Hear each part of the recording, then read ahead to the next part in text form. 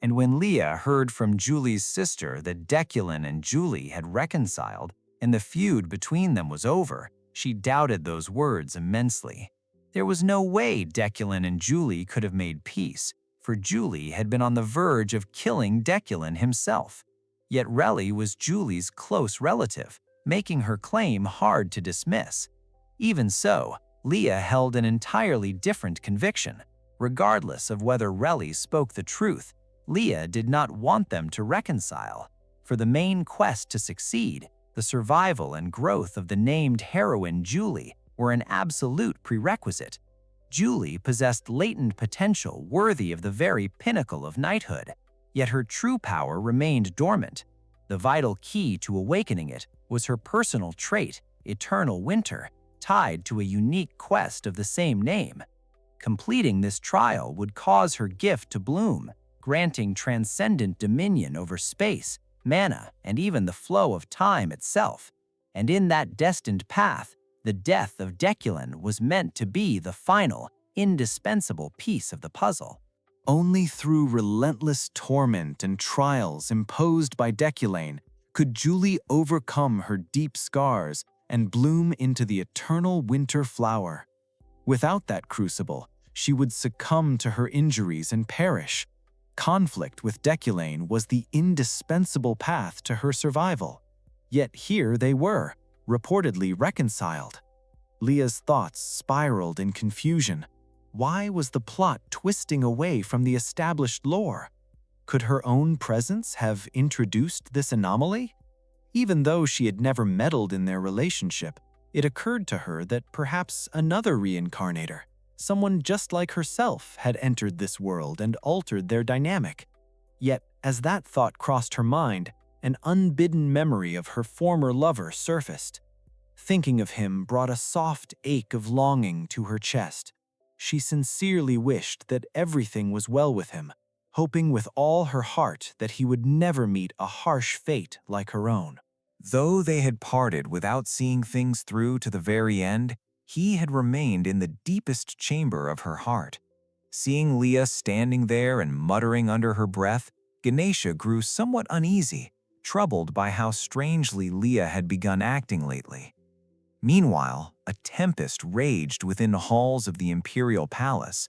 Nobles threw themselves to the floor, desperately begging Her Majesty to rescind her decree on opening the demon realm, repeatedly crying out about corruption, demonic beasts, and non-existent defenses.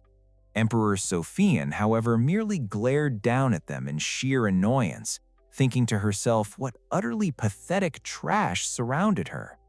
Later, in her private chambers, she brought up the situation with Deculein, grumbling about just how exhausting it was to constantly listen to such miserable, petty people.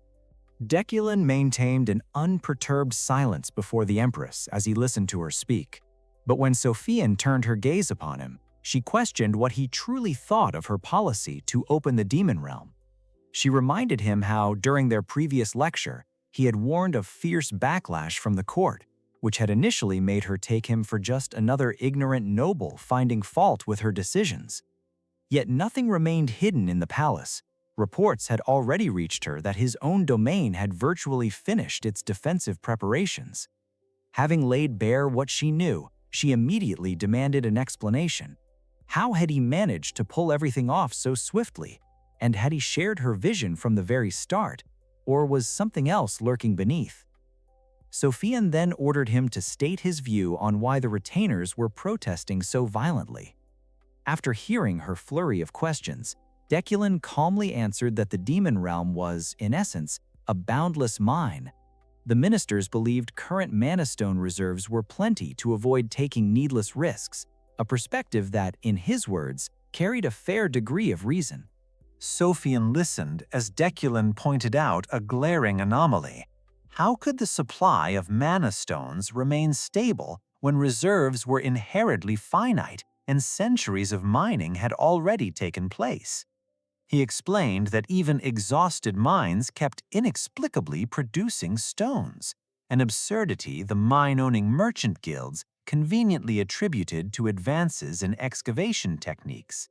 In truth, These cartels dictated both market prices and supply volumes at will, forcing even the previous emperor to cater to their whims, because manna was indispensable to the empire.